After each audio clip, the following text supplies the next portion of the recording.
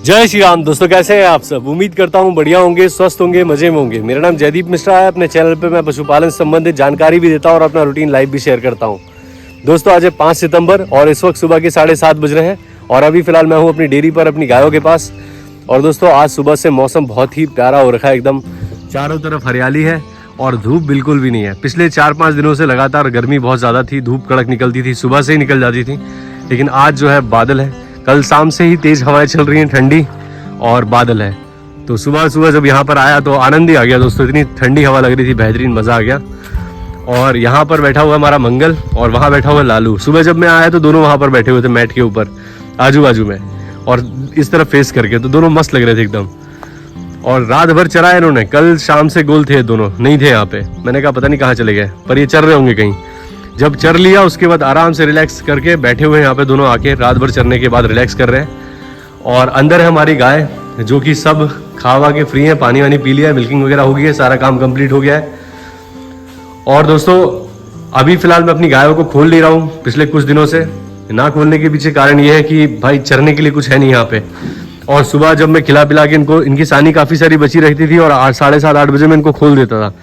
तो बस ये कहीं भी किसी एक जगह पर खड़ी होकर झुंड बना के खड़ी रहती थी, चरने के लिए कुछ है नहीं तो एक जगह खड़ी रहती थी और मेरे इंतजार करती रहती कि मैं कब आऊँगा और इनको अंदर बांधूंगा और फिर पानी वानी पिलाऊंगा और ये रिलैक्स होकर खाएंगी और फिर बैठने की तैयारी में हो जाती थी। तो ये चले फिरे तो मज़ा है कि हाँ भाई थोड़ा बहुत चल फिर रही हैं, ढूंढ रही हैं चारा चरने के लिए, लेकिन वो नहीं करती हैं एक जगह खड़ी, क्योंकि शुरू से इनको आदत है एक जगह खड़े होकर खाने की। तो इसलिए इनके लिए बहुत ही अनकंफर्टेबल स्थिति होती है बाहर वाली। थोड़ी देर तो एंजॉय करती हैं, फिर सारी झुंड बना लेती है, एक जगह खड़ी हो जाती हैं। पशुओं का खुलना बहुत ज़्यादा ज़रूरी है क्योंकि उनके खुर जो है वो एक जगह बंधे बंधे बढ़ने लग जाते हैं। पक्के फर्श पर रहने की वजह से इनके पैरों में भी दर्द तकलीफ और इफेक्ट होता है, मतलब पोस्चर खड़े होने का खराब हो जाता है। तो इसलिए इनको या तो अगर आप बांध के रखते हो तो मैट वगैरह डाल के रखें। मुझे भी मैट लेने हैं, मैं भी लूँगा।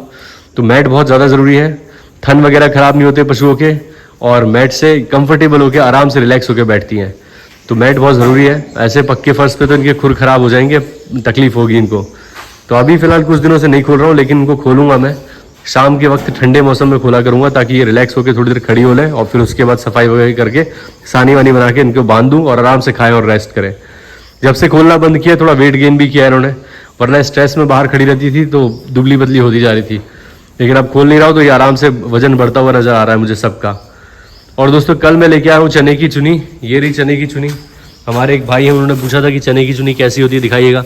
तो ये है दोस्तों, ये इस तरीके से, ये असल में चने का छिलका है, थोड़े बहुत चने के दाने हैं, थोड़ा बहुत बेसन है, इस तरीके से होती है ये 3000 रुपये क्विंटल है हमारे यहाँ। इसका रेट 1500 की 50 किलो की बोरी है।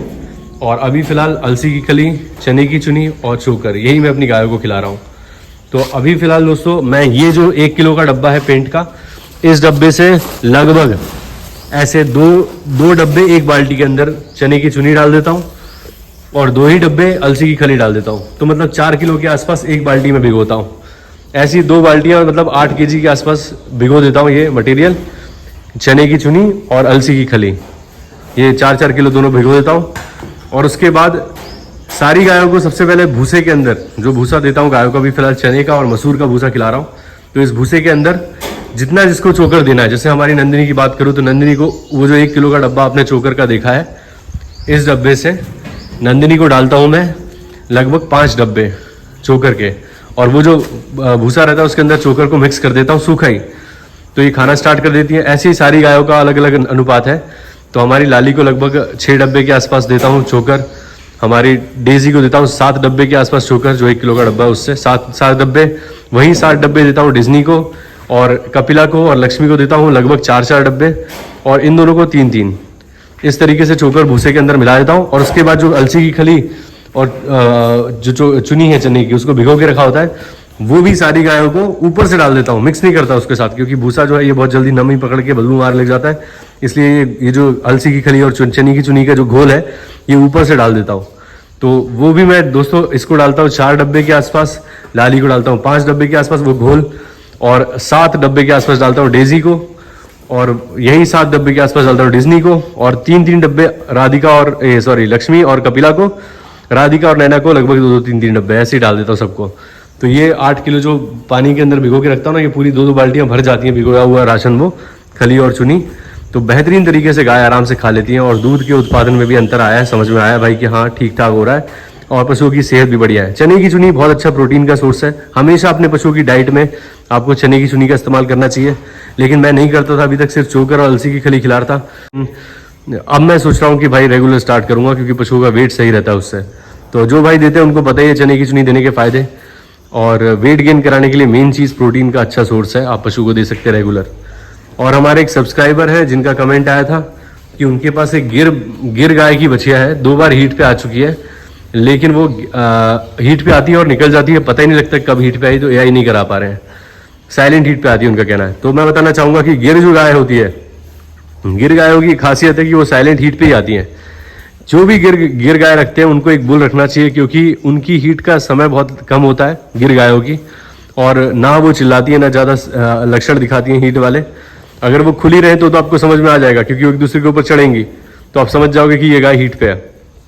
लेकिन अगर खूंटे पे बंधी हुई है और आप खिला रहे हैं तो हीट पे कब आएगी चली जाएगी पता ही नहीं लगेगा। इसलिए आप बुल की अगर एक गाय रखे हुए तो आप टाइम से ध्यान दीजिए, जैसे ही आपको लगता है कि भाई वो डिस्चार्ज कर रही है तो देरी बिल्कुल मत कीजिए, साइलेंट हीट पे ही आएगी वो। गिर कभी भी वैसे तेज हीट पे नहीं आती है, गिर गायों में समस्या यही है, मेन चीज़ ये है। तो आप जब भी हीट पे आपको नजर आती है तो भाई आप उसका 12 घंटे के बाद आप कभी भी एआई कराते हैं, 25 घंटे 24 से 25 घंटे के अंदर अंदर, मतलब 12 से 24 घंटे के अंदर अंदर आप उसकी एआई करा दो जब भी आपको लगे कि भाई हीट पे आई है वो। तो सबसे पहले तो आप ये काम करें। और उसके बाद हमारे एक सब्सक्राइबर, उनका सवाल था कि भाई मेरी बछिया वेट गेन नहीं कर रही है, क्या करें, कैसे आपकी बछिया जो है वो इतनी जल्दी गाभिन कैसे हो जाती है? हमारी तो 2-2 ढाई साल हो जाते हैं गाभिन नहीं होती है। तो क्या कारण इसके पीछे? तो सबसे बड़ा कारण दोस्तों यही है कि जब बछिया पैदा होती है, किसी भी भाई के पास अगर कोई गाय का बच्चा पैदा हो रहा है और अगर आप चाहते हैं कि उसकी ग्रोथ अच्छी हो और वो जल्दी गाभिन हो जाए, तो शुरुआत से पहले दिन से ही आपको उसकी केयर करनी चाहिए। जैसे ही वो पैदा होती है तो 1 घंटे के अंदर अंदर आप उसको माँ का पहला दूध पिला दीजिए, और उसके बाद उसको लगातार जितना दूध मतलब पिला सकें, लगभग कम से कम मिनिमम 4 लीटर दूध हो, और मैक्सिमम फिर आपकी श्रद्धा है आप कितना पिलाना चाहते हैं और कितना पशु पचा सकता है उसके ऊपर निर्भर करता है। तो आप शुरुआत से उसे पर्याप्त दूध पिलाइए। माँ का जो पहला दूध होता है वो 1 घंटे के अंदर अंदर पिलाना है, और टाइम पे डिवॉर्मिंग करनी है। कई भाई पूछ रहे थे कि डिवॉर्मिंग बच्चों की कैसे करें, तो एल्बुमार लिक्विड आता है दोस्तों, जो आपको छोटे बच्चों को लगभग 1 महीने के अंदर आपको 3 बार डिवॉर्मिंग करनी है। हर 10, जब पहला महीना होगा बछिया का तो हर 10-10 दिन पे डिवॉर्मिंग करनी है। दूसरे महीने में 15-15 दिन पे, यानी कि 2 बार करेंगे आप दूसरे महीने पे। तीसरे महीने में आप 20-20 दिन के गैप पे करें, और उसके बाद फिर आप हर 3-3 महीने में डिवॉर्मिंग करें। और जैसे ही वो 1 साल की हो जाए उसके बाद आप मतलब 7-8 महीने की हो जाए उसके बाद आप बोलस का यूज़ कर सकते हैं, टैबलेट जो आती है डिवॉर्मिंग की उसका यूज़ कर सकते हैं। छोटे बच्चों को इंजेक्शन ना लगाए डिवॉर्मिंग वाले, वो सिर्फ बड़े पशुओं के लिए होता है। और आइवरमेक्टिन का इंजेक्शन लगाया जाता है जो कि मोस्टली इंटरनल और एक्सटर्नल दोनों वर्म्स को खत्म करने का काम करता है। लेकिन आप जो छोटे बच्चे हैं 7-8 महीने के, उनको आप कोशिश कीजिए कि इंजेक्शन और टैबलेट का यूज़ ना करें, लिक्विड जो आता है उसका यूज़ करें, वो उन्हीं के लिए बना हुआ है। बड़े पशुओं को आप इंजेक्शन यूज़ कर सकते हैं, टैबलेट यूज़ कर सकते हैं। तो इस तरीके से आप डिवॉर्मिंग कीजिए, और अपने पशु को फीड में जो भी बच्चा है उसको आप शुरुआत से उसके सामने 24 घंटे दाना और पानी रखिए। जो भी आप अपनी गायों को खिलाते हैं, जैसे खली हो गई, चोकर हो गई, चने की चुनी हो गई, फिर उसके बाद 2-3 वैरायटी बिनोला की खल भी यूज़ कर लीजिए, साथ में मिनरल मिक्सचर ले लीजिए। 1 महीने तक आपको उसको भूसा नहीं देना है। 1 महीने तक आप अपनी बछियों को भूसा नहीं देंगे, सिर्फ यही दाना संतुलित जो मैंने बताया, खली, चुनी, चोकर, ये सारी चीज़ों का मिश्रण बना के उसमें मिनरल मिक्सचर बना के 24 घंटे बछिया के सामने रखें। एक बर्तन में पानी रखें 24 घंटे सामने, जब उसका दिल करे वो पानी पिए, जब दिल करे तब वो खाए। और दूध आपको पर्याप्त पिलाना है। ये नहीं सोचना है कि भाई मैं इतना फीड खिला रहा हूँ सामने तो दूध में थोड़ा कम पिलाऊंगा, नहीं, दूध आपको पर्याप्त पिलाना है। डिवॉर्मिंग टाइम से करनी है, मिनरल मिक्सचर रेगुलर देना है।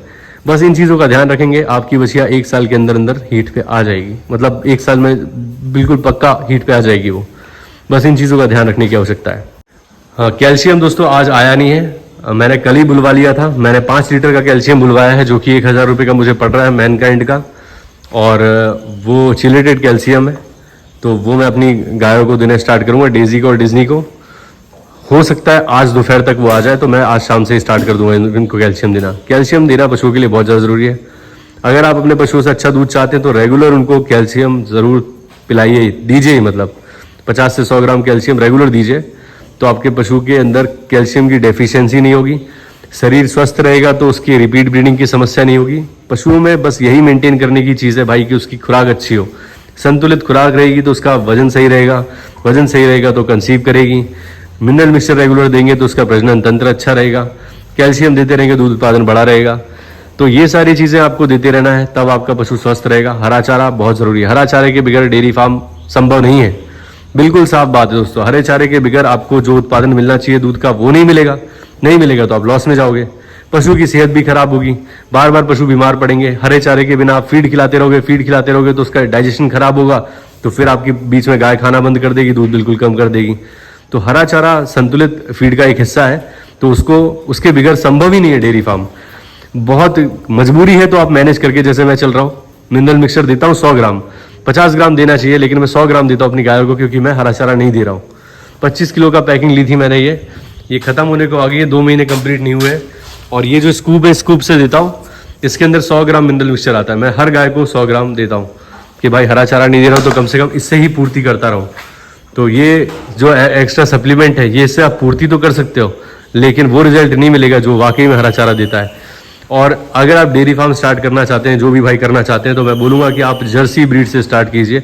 जर्सी बहुत बढ़िया ब्रीड है, नस्ल अच्छी है, टेम्परेचर भी झेल जाती है, बिना हरे चारे के भी बहुत अच्छा सर्वाइव करती है। जैसे हमारी नंदिनी है, बिना हरे चारे के भी उसकी सेहत में कोई समस्या नहीं आई है। डिज्नी है, डिज्नी को भी कोई समस्या नहीं आई है। एचएफ गायों में समस्या हरे चारे के बगैर ज़्यादा देखने को मिलती है। देसी गाय भी सर्वाइव कर जाती हैं, लेकिन देसी गाय की अगर आप डेयरी करते हो, देसी गाय पाल के काम करना चाहते हो, तो देसी गाय दोस्तों आपको वही 16-17 लीटर की देसी गाय रखिए, कम दूध वाली देसी गाय मत रखिए। दूध का रेट कम से कम 70 से 80 रुपये मिनिमम देसी गाय के दूध का रहना चाहिए, तब आपको प्रॉफिट होगा। अगर आप सोचेंगे 10-12 लीटर और उससे कम की गाय, 6-7 लीटर की गाय देसी रखेंगे और वही 50-60 रुपये लीटर दूध देंगे, तो देसी गाय की डेयरी में आपको फायदा नहीं होने वाला। जब उसके दूध में जो गुण है, E2 मिल्क उसके अंदर पाया जाता है, तो उसकी कीमत आपको लेनी चाहिए, तब जाके आपको प्रॉफिट होगा। और जर्सी गाय ऐसी है कि भाई उसके दूध में फैट ज़्यादा होता है, कम हाइट वाली होती है, एचएफ गायों की तुलना में कम खाती है, फैट ज़्यादा होता है, टेम्परेचर को भी झेल जाती है और बीमार कम पड़ती है। तो ये सारी चीज़ें अनुकूल हैं डेयरी फार्मिंग के लिए, तो इसलिए जर्सी ज़्यादा पसंद करें आप। क्रॉस ब्रीड गाय जर्सी एचएफ क्रॉस है तो वो भी चल जाएगी। प्योर एचएफ रखेंगे तो प्योर एचएफ को मेंटेन करने के लिए आपके पास साइलेज होना चाहिए, हरा चारा होना चाहिए, प्रॉपर अच्छी फीड होनी चाहिए, और उसकी रहने की व्यवस्था, शेड ऊंचा होना चाहिए, हवादार होना चाहिए, फॉगर लगा होना चाहिए। इन सारी चीज़ों का आपको ध्यान रखना। मैट होना चाहिए बैठने के लिए। एचएफ गायों की केयर ज़्यादा है, क्योंकि एचएफ हमारे यहाँ की नस्ल नहीं है, ये ठंडे इलाकों की नस्ल है, और हमारे यहाँ जो तापमान होता है वो गर्म होता है।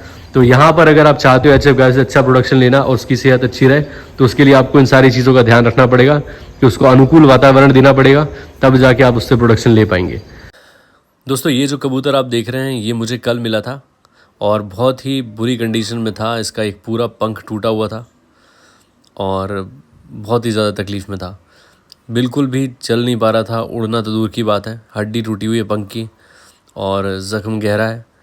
तो मैं इसको ले आया और लाने के बाद इसको एक दवाई दी, पेन किलर। मैंने एक छोटी टैबलेट थी, उसको 4 टुकड़े किए, उसको बारीक पीसने के बाद सिरिंज के थ्रू उसको मैंने फीड कराई वो टैबलेट, ताकि इसको दर्द वगैरह में आराम लगे। और एक ये स्प्रे लेके आया कि इसको सुबह शाम 3 टाइम लगा रहा हूँ और चाहता हूँ कि ये जल्दी से जल्दी ठीक हो जाए। और उड़ना तो अभी बहुत मुश्किल है, लेकिन उड़ जाए तो बहुत अच्छी बात है, लेकिन ज़ख्म ठीक हो जाए, स्वस्थ हो जाए, बस यही भगवान से प्रार्थना है। दोस्तों, अगर आपको भी कभी कोई ऐसा पशु पक्षी, कोई भी चीज़ ऐसा देखने में कभी मिले, दयनीय स्थिति में हो, परेशान हो, तो अगर आप उसकी मदद कर सकें तो प्लीज़ कीजिए, ताकि वो अपने नेचुरल हैबिटेट में जा सके, एक अच्छी ज़िंदगी जी सके। आपके मदद करने से शायद उसका जीवन बन जाए, और वरना वो जल्द ही इस दुनिया को छोड़ के चला जाएगा अगर उसको थोड़ी सी केयर नहीं मिली। ऐसी स्थिति में हो तो उसकी मदद कीजिए, बस यही कहना चाहूँगा। और ये मैंने अपने घर के बाथरूम में रखा हुआ है। इस बाथरूम को कोई यूज़ नहीं करता है, पिंजरे में भी रख सकता था, लेकिन पिंजरे में एक छोटी चिड़िया जिसको हमने पहले रेस्क्यू किया था, वो भी मैं आपको दिखाऊंगा। तो अभी फ़िलहाल मैंने बाथरूम में रख दिया, यहाँ पर ये सेफ़ फील कर रहा है।